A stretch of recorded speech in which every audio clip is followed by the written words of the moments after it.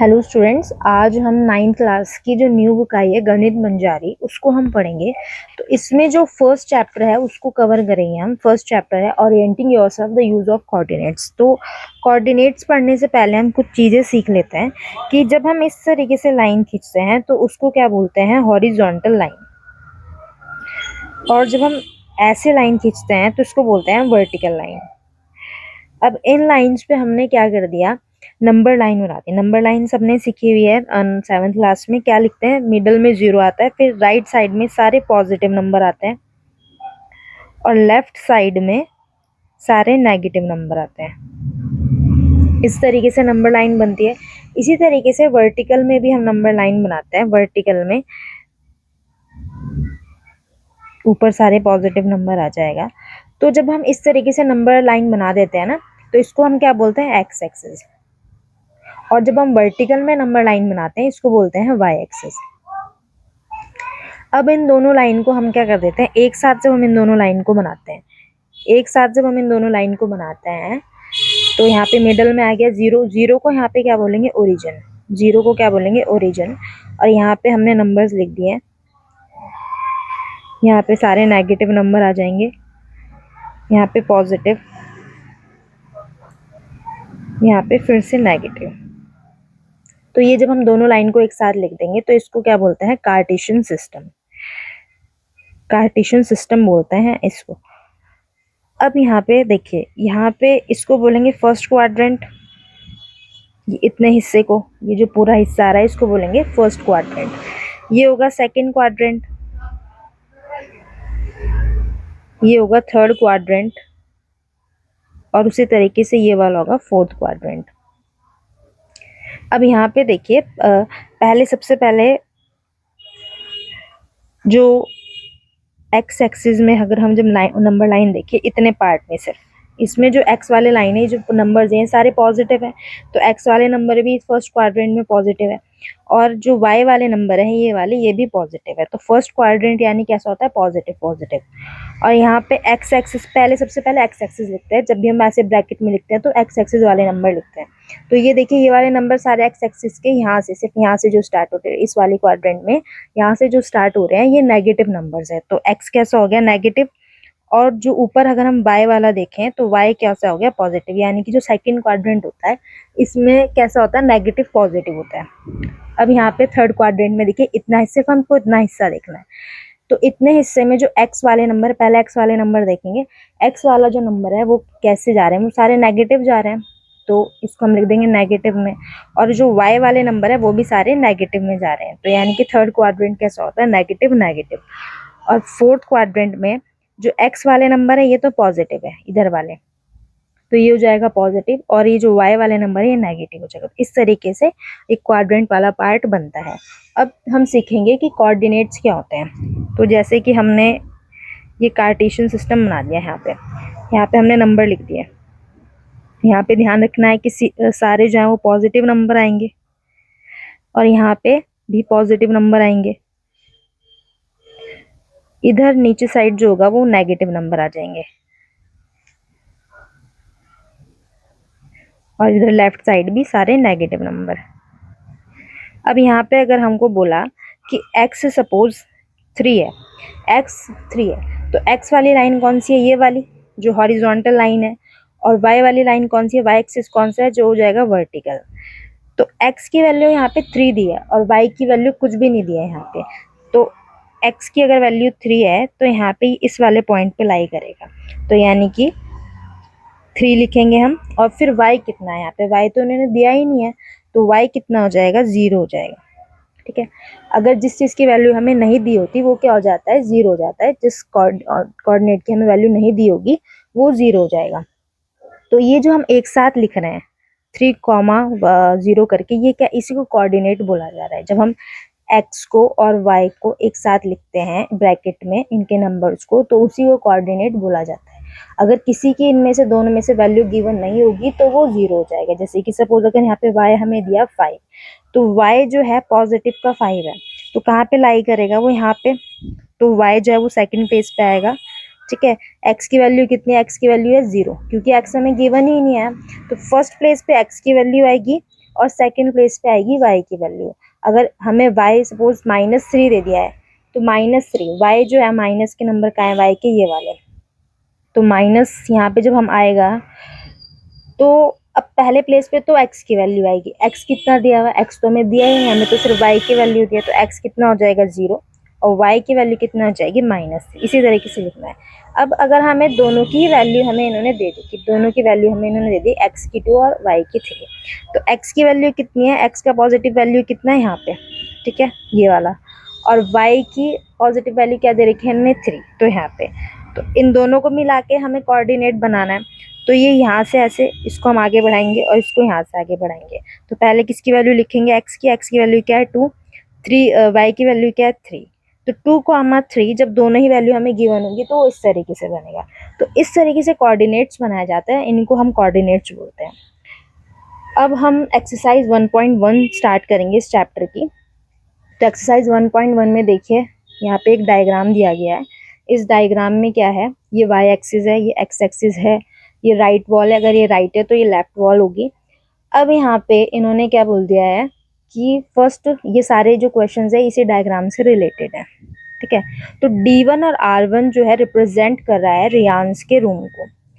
D1 से R1 तक जो डोर है, ये पूरा रूम है, ये पूरा ही रूम है, इस रूम का जो एंट्री का जो डोर है वो ये वाला है। D1 से R1 कुछ इस तरीके से होगा ये, कि जैसे ये अगर पूरा रूम है, ये पूरा रूम है और इस रूम का जो एंट्री का जो डोर है वो यहाँ पे है, ठीक है। यहाँ से यहाँ तक जो डोर की विड्थ है वो यहाँ से यहाँ तक है।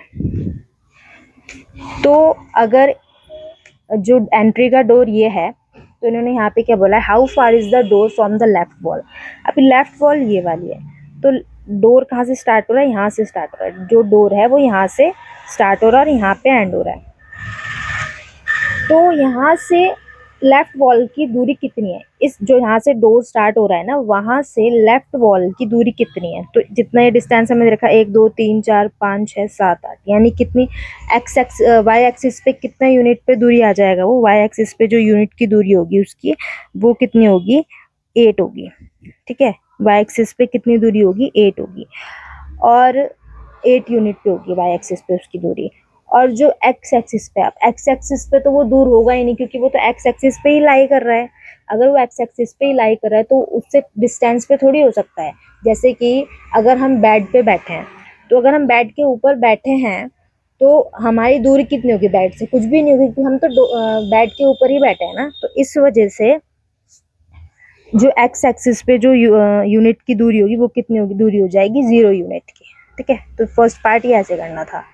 अब सेकंड पार्ट में इन्होंने क्या बोला, what are the coordinates of D1। तो D1 के कोऑर्डिनेट कैसे लिखेंगे हम, तो पहले किसकी वैल्यू लिखते हैं, x की वैल्यू कितनी दी है यहाँ पे 8, तो इसलिए हमने 8 लिख दिया, इसलिए हमने क्या लिख दिया 8 लिख दिया। और y की वैल्यू कितनी दी गई है यहाँ पे, y की वैल्यू तो हमें गिवन ही नहीं है, तो इस वजह से यहाँ पे हमने 0 लिख दिया।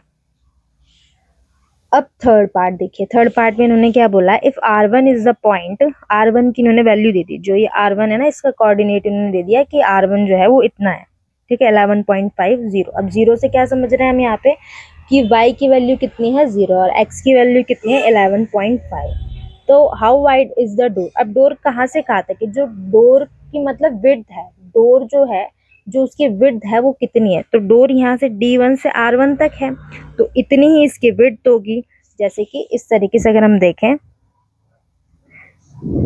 ये डोर है अगर, तो डोर जो है D1 से R1 तक है, ठीक है। तो इसकी कितनी दूरी होगी, तो ये पॉइंट जो हमें 8,0 दे रखा है, ये पॉइंट हमें 11.5,0 दे रखा है। तो जब हम इन दोनों को माइनस कर देंगे, 0 से तो 0 माइनस होकर 0 ही आ जाएगा, 11.5 से जब हम 8 को माइनस करेंगे तो कितना आ जाएगा 3.5। तो वही यहाँ पे लिखा गया है कि जब हम 11.5 से 8 को माइनस करेंगे तो 3.5 हो जाएगा। अब 3 इन्होंने सेकंड पार्ट में बोला है कि how far is the door from the, third part sorry, do you think this is the comfortable width from for the room door, कि ये जो विड्थ आई है 3.5 क्या ये कंफर्टेबल विड्थ है, मतलब ये सही विड्थ है, कंफर्टेबल है, इसमें से ठीक से आया जा सकता है कि नहीं, किस तो देखिए 3.5 यूनिट्स, 3.5 यूनिट्स का मतलब 3.5 फीट की बात कर रहे हैं यहाँ पे। एक फिट में कितना होता है, 12 इंचेस होता है, एक फिट में 12 इंचेस होता है। तो जब हम 3.5 को 12 से मल्टीप्लाई करेंगे तो 42 इंचेस आ जाएगा। जब 42 इंचेस आएगा यानी कि जो डोर की विड्थ है वो कितनी है, 42 इंच की है। जो डोर की विड्थ है वो कितनी है, 42 इंचेस की है।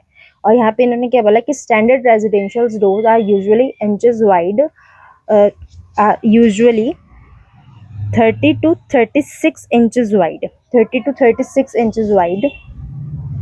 So this is actually slight wider than average, which is good. कि क्या मतलब है इसका, कि जो यूजुअली जो डोर होते हैं, जो नॉर्मल डोर होते हैं, वो उनकी चौड़ाई कितनी होती है, 30 से 36 इंचेस की। और ये तो हमारा डोर की कितनी विड्थ है, 42 इंचेस, तो ये तो ज़्यादा ही है ना, तो ये तो और ज़्यादा अच्छी बात है, ये तो और ज़्यादा कंफर्टेबल डोर होगा। तो ये एक मतलब एवरेज डोर की विड्थ से ये ज़्यादा ही विड्थ है, तो इस वजह से ये कंफर्टेबल है। तो इसका आंसर यस हो जाएगा। पार्ट के थर्ड पार्ट में क्या बोला है, if a person in a wheelchair wants to enter the room will he she be able to do so easily. तो अगर कोई पर्सन जो है वो व्हील चेयर पे है तो क्या वो इस डोर से एंटर कर सकता है इजीली। तो जो हमारे जो यहाँ पे डोर की वैल्यू आई है वो कितनी है, 42 इंचेस आई है। और wheel chair typically needs at least 32 inches की। जो व्हील चेयर है उसको कितना स्पेस चाहिए, 32 इंचेस का उसको स्पेस चाहिए। तो डोर का जो स्पेस है वो तो ज़्यादा ही है ना, जो डोर की विड्थ है वो तो ज़्यादा ही है 42 इंचेस, जबकि व्हील चेयर को कितना स्पेस चाहिए, 32 इंचेस का। तो इस वजह से जो मतलब डोर की वैल्यू ज़्यादा है, डोर की जो विड्थ है वो ज़्यादा है, तो ये कंफर्टेबली जो है व्हील चेयर वो जा सकती है वहाँ से। तो इसका आंसर भी यस हो जाएगा। अब यहाँ पे फोर्थ पार्ट इन्होंने क्या बोला है कि जो B1 है उसकी कोऑर्डिनेट इतना है और B2 जो है वो कोऑर्डिनेट इतना है। और B1 B2 जो है कहाँ पे है, B1 B2 ये है, B1 B2 जो है ये यहाँ पे है। तो ये किसको रिप्रेजेंट कर रहे हैं, ये बाथरूम के डोर को रिप्रेजेंट कर रहे हैं। ये वाला जो डोर है ये है रूम में एंटर करने का डोर, और जो ये B1 B2 वाला डोर है ये बाथरूम का डोर है। तो उन्होंने बोला है यहाँ पे क्या जो बाथरूम का डोर है वो नैरोअर है और वाइडर है रूम के डोर से। तो बाथरूम के डोर की विड्थ निकालने के लिए हम क्या करेंगे, B2 से B1 को माइनस कर देंगे। तो B2 की वैल्यू कितनी है, यहाँ पे B2 की वैल्यू 0.4 और B1 की वैल्यू कितनी है, 0.0, 1.5। तो 0 तो से 0 माइनस हो जाएगा। 4 से 1.5 को जब हम माइनस करेंगे, 4 से जब हम 1.5 को माइनस करेंगे तो कितना आ जाएगा, 2.5 यूनिट्स। ये किसकी यूनिट्स आई है, ये बाथरूम के डोर की यूनिट्स आई है। और जो हमारे पास रूम की डोर की यूनिट्स आई थी वो कितनी थी, 3.5। तो बाथरूम के जो डोर की यूनिट है वो 3.5, वो तो ज़्यादा ही आ रही है ना। तो इस वजह से जो रूम का डोर है वो क्या है, वाइडर है, और बाथरूम का डोर क्या है, नैरोअर है। तो हमें किसके लिए पूछा है, बाथरूम का डोर का पूछा, तो bathroom door is narrower than the room door. ये इस तरीके से करना था ये एक्सरसाइज। आई होप आपको समझ में आया होगा। अगर वीडियो अच्छी लगी तो प्लीज़ वीडियो को लाइक शेयर और चैनल को सब्सक्राइब कीजिए। Thank you for watching.